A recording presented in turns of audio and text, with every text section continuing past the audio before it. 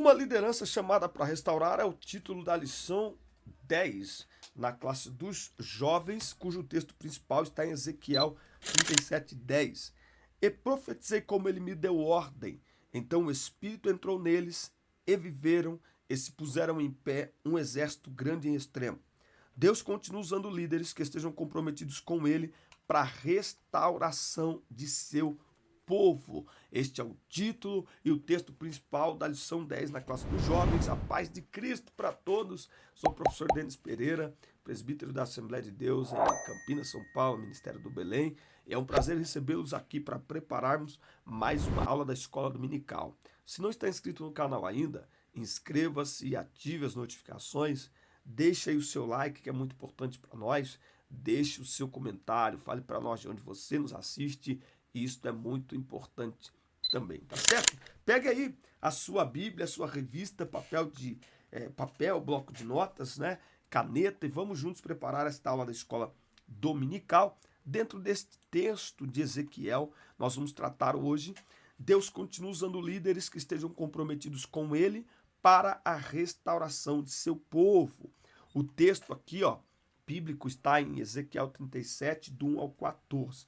Nesta lição estudaremos a respeito da liderança do profeta Ezequiel, porque ele foi muito importante no processo de restauração de seu povo. A base é aí a visão do vale de ossos secos, tá? Veremos que é necessária os líderes reconhecerem a necessidade de uma restauração espiritual, moral e social. O objetivo nosso aqui é conclamar a igreja da atualidade a buscar a Deus em favor de uma restauração espiritual para esta geração, tá bom? Nós temos aqui as pré-aulas para as classes de pré-adolescentes, adolescentes, juvenis, jovens e adultos. Em breve teremos um curso especial para professores da escola dominical e também um curso para líderes, tá certo? O primeiro link aqui é para você adquirir o nosso próximo livro, que estamos lançando agora no dia 5 de dezembro, com o tema O Propósito é Maior que a Sua Dor, tá bom? Adquira esse livro, você estará nos ajudando o nosso ministério e estará ajudando também essa produção de conteúdo por aqui, tá? Olha só, a visão do vale de ossos secos. Compreendendo a visão. A explicação que Deus dá ao profeta a respeito da visão de um vale de ossos secos indica que se tratava de uma espécie de parábola, tá? Então, essa visão aqui, tá? Ela está alinhada ao povo de Deus, tá bom? Com o objetivo de apontar historicamente para a volta dos exilados do cativeiro babilônico, espiritualmente para a restauração do novo Israel como fruto da obra do Messias, tá? Então a gente tem aqui a restauração política, né? A restauração nacional de Israel e a restauração espiritual. Os ossos secos representavam aí os judeus no cativeiro. Eles estavam separados e mortos. Contudo, servimos um Deus que restaura, que faz tudo novo, não é? Então, eles estavam se sentindo abandonados por Deus, mortos, decadentes. Era assim que eles estavam se sentindo, tá? Porém, vós, o meu espírito, aqui, deixa eu só olhar uma coisa aqui, que inclusive esse texto foi utilizado na lição de adultos. Colocarei o meu espírito em vocês, tá? Olha só, aqui ele está falando de vida, tá? Vida, trazendo uma nova vida. Por quê? Porque eles estavam se comportando como mortos vivos lá no cativeiro, sem esperança, sem perspectiva de futuro. O quadro apresentado pelo Senhor ao profeta era grave e irreversível, mas Deus mostra a Ezequiel e ao seu povo que para ele não há impossível, que independente das condições de uma nação, ele é capaz de mudar tudo, tá? Aqui nós temos duas situações, eles estavam separados e eles estavam sequíssimos, tá? Sequíssimos e separados, né? Então, quando houve o ruído, eles se juntaram, cada osso ao seu osso. Isso mostra a importância da unidade para a restauração, certo? Nós temos aqui no primeiro momento, o líder ele precisa ter confiança em Deus em tempos difíceis. Tem muitos líderes que estão liderando esta geração de jovens e eles olham para essa geração de jovens e as palavras deles são negativas para esta geração. Ah, os jovens de hoje não oram. Ah, os jovens de hoje não lê a Bíblia. Ué, por que você está fazendo aí? Parabéns, você descobriu isso agora? Para isso que tem líder. Você está aí para ensiná-los a orar. Jesus era tão forte na sua vida de oração que em Lucas 11:1 os discípulos não pedem a ele, nos ensina a fazer milagres, nos ensina a ressuscitar mortos. Não, os discípulos pedem a ele, ensina-nos a orar. Então você não foi colocado nessa liderança para dizer aquilo que os jovens não estão dispostos a fazer. Você foi colocado nesta liderança para ensiná-los o que precisa ser feito. Ai, ok ou não? Então ficar dizendo que não querem coração e outra coisa, ficar generalizando também. Lidera 5 jovens, aí os jovens de hoje não quer nada coração. O jovem de hoje não quer nada com Bíblia. Irmão, o ser humano, desde que o pecado entrou no mundo, não quer nada com as coisas de Deus. Agora, o líder não é colocado aí para reforçar esses aspectos negativos, tá certo? Então, é muito comum a gente escutar de líderes de jovens aspectos negativos da juventude. Ah, o jovem de hoje não quer nada com a Bíblia. Ah, o jovem de hoje não quer nada com oração. Parabéns, você descobriu agora. É para isso que você está liderando essa geração. É para levá-los a uma vida de oração. É para levá-los a amar a palavra de Deus. O ser humano, desde que o pecado entrou no mundo, não quer nada com Deus. Então, os líderes estão aí exatamente para guiar esta geração.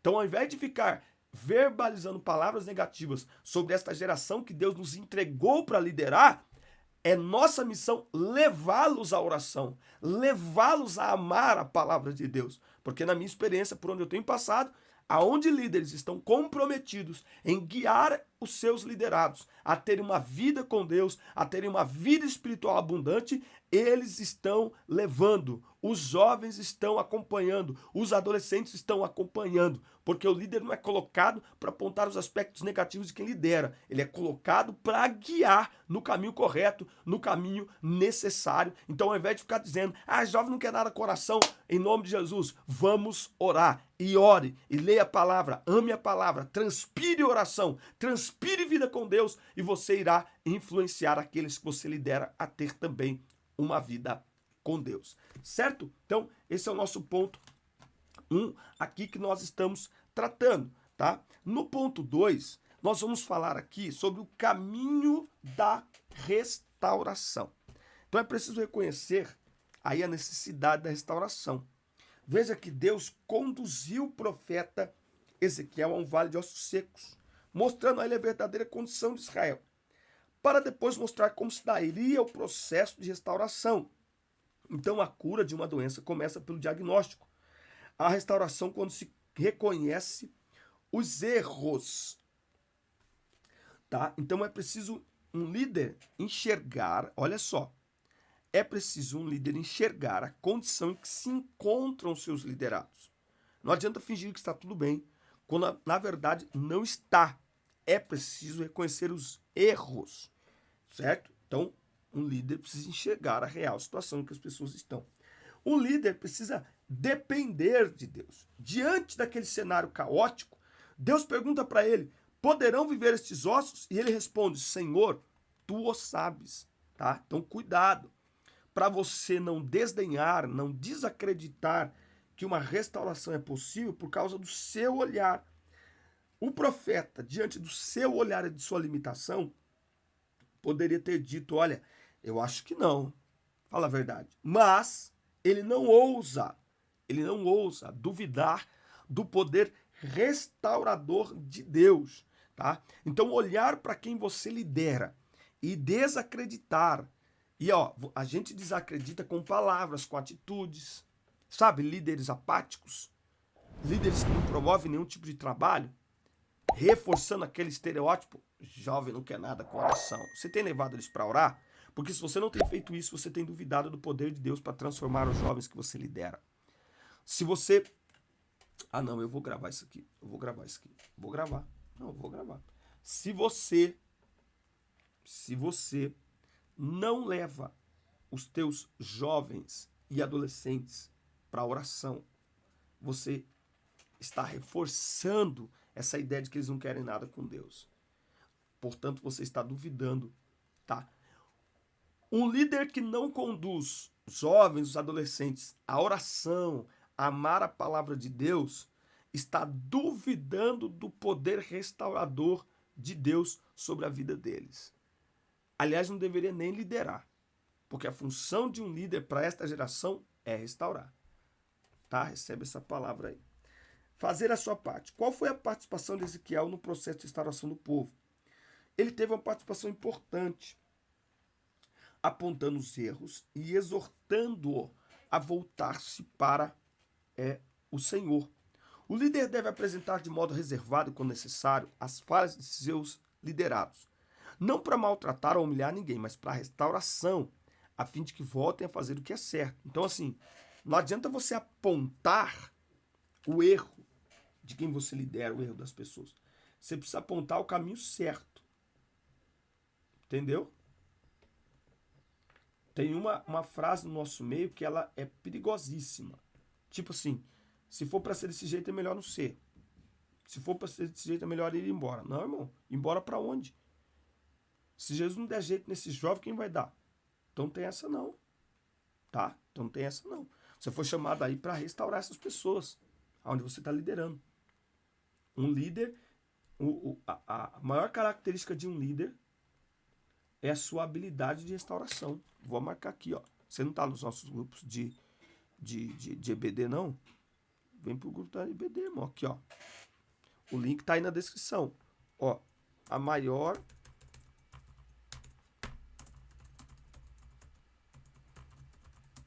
características de um líder é sua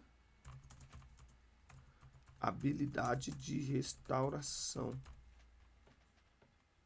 Um líder fica alegre quando restaura alguém, né? Quando põe para fora, não. A maior são restauração.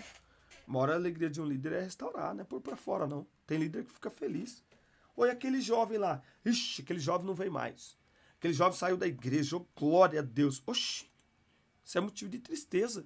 Não, mas dava muito trabalho. Ué, você está aí fazendo o quê? Bom, um chamado à restauração. A geração atual tem sido denominada de pós-moderna, tá? Uma geração em que os não crentes não acreditam mais em verdades absolutas. Os fenômenos da pós-modernidade têm levado pessoas a buscarem o prazer a qualquer custo e ao relativismo ético e moral. Como resultado, temos visto diversas mazelas na sociedade. O divórcio foi banalizado, destruindo famílias e os relacionamentos estão adoecendo. Isso é sinal de que essa geração necessita do quê? De uma restauração. Tá? Quanto maior é a ruptura, os dilemas, os problemas de uma geração, maior é o sinal de que precisamos do quê? De uma restauração. Se os líderes desacreditarem das pessoas, como é que haverá restauração? Agora tem um alerta aqui aos líderes. A exposição excessiva nas redes sociais são um desafio para a liderança atual. Muitos já não sabem mais o que significa vida privada, pois a todo momento estão expondo fotos e vídeos de sua família e de seus momentos mais reservados nas redes sociais. Podemos e devemos fazer uso das mídias, mas é preciso usá-las com sabedoria. O líder jamais deve expor seus sentimentos, sua vida pessoal nas redes sociais e muito menos os seus liderados. Tá? Então, é aquilo que eu chamo de credibilidade. Então, o líder precisa ter uma rede social ativa, produzir conteúdo. Agora, não são raras as vezes em que eu produzo um conteúdo e não posto. O que é produzir um conteúdo? É um vídeo, é uma frase, certo? Outra coisa, vida pessoal é vida pessoal, tá? Por exemplo, um exemplo. Por quê? Porque o líder, um dos maiores ativos da liderança é a credibilidade, tá? Essa geração, ela necessita de líderes que tenham credibilidade. Porque essa geração, ela é uma geração que precisa se abrir, precisa conversar, precisa se expor. Então, o líder, a sua rede social é uma extensão do seu ministério. Então, momentos, por exemplo, final de ano, vamos para a praia. Legal, tô indo pra praia. Posso tirar foto? Posso. Mas nem toda foto que eu tirar eu vou postar. Entendeu? Por quê? Porque eu não posso, com uma foto, estragar meu ministério. Entendeu? Eu não posso criar uma crise de confiança por causa de uma postagem na rede social. Eu tenho que ter cuidado. Eu preciso ser alguém que tenha credibilidade. Eu preciso ser alguém que seja confiável. Ezequiel, ele vai nos fazer um alerta no capítulo 34, mostrando o contraste entre os maus e os bons pastores, líderes do seu povo.